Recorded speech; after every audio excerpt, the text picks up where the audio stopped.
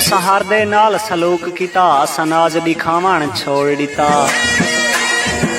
तुसां ऐस ते उमर गुजार छोड़ी, असां चंगा पावण छोड़ दिता। तुसां हर दावत मंजूर कीती, असां वक्त दा खावण छोड़ दिता। तुसां गैर दी सेज पसंद कीती, असां वतन ते रहवण छोड़ दिता।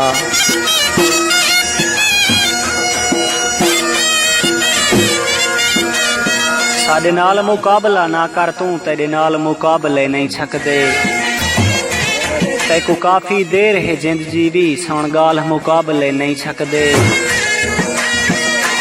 कोई गैर होंदा मैं पुछ घिनदा, कहीं हाल मुकाबले नहीं छकदे।